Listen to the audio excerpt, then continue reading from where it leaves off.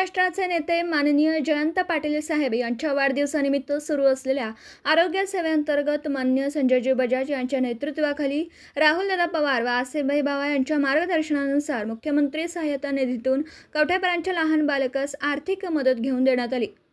कवठेपरांमधील पवार कुटुंब यांच्या घरातील बाळाला छाती भरल्यामुळे डॉक्टरांनी सांगितलं सदर बाळाला व्हेंटिलेटरची गरज लागू शकेल। या कारणामुळे डॉक्टर घाटके पाटील यांच्याकडे उपचारासाठी नेण्यात आलं। घराची आर्थिक परिस्थिती नाजूक असल्यामुळे सदर कुटुंबाचा प्रमुखांनी पंचशील नगरमधील सामाजिक कार्यकर्ते पैलवान सचिन पाटील यांच्याकडे संपर्क साधला। त्यांनी तातडीने संजयजी बजाज साहेब यांना सर्व परिस्थिती सांगितली तेव्हा साहेबांनी मला या रुग्णास आपल्याला मुख्यमंत्री सहाय्यता निधीतून मदत करावी लागणार आहे असं सांगितलं। तेव्हा संपूर्ण कागदपत्र पूर्तता करून सीएम फंडला जमा करण्यात आली।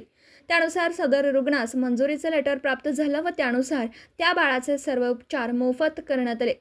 सदर मंजुरीचे लेटर माननीय साहेबांच्या हस्ते आज देण्यात आलं। सदर पत्रक देताना नगरसेवक शेटजी मोहिते पाटील, मुस्ताकभाई रंगरेज, उत्तम आबा कांबळे, अजितदादा दुधाळ, पप्पू कोळेकर, मुन्नाभाई मिस्त्री, निलेशभाई शहा, रोहित व इतर रुग्णांचे नातेवाईक आदी उपस्थित होते। माझं नाव सुशांत पवार कवठेकरान। माझा मुलगा ॲडमिट होता, त्यासाठी आर्थिक मदतीसाठी बजाज साहेब आणि उमरभाऊ गवंडी यांच्या माध्यमातून सीएम फंडातून आर्थिक मदत केल्याबद्दल त्यांचं धन्यवाद। कोणाची काही अडचण असेल तर उमरभाऊ आणि बजाज साहेबांशी जरी संपर्क साधला तरी पण ते काम लवकर होऊन जाईल। आज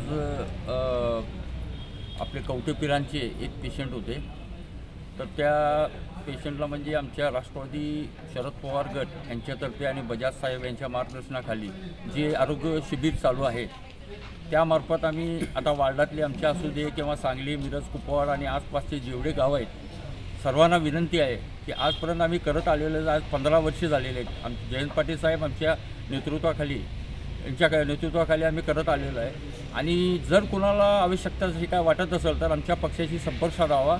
उमरभाई गवंडी आणि बजाज साहेब यांना संपर्क साधावा किंवा मला संपर्क साधावा, ते ऑपरेशनचं काम केलं जाईल आणि सगळ्यांना धन्यवाद।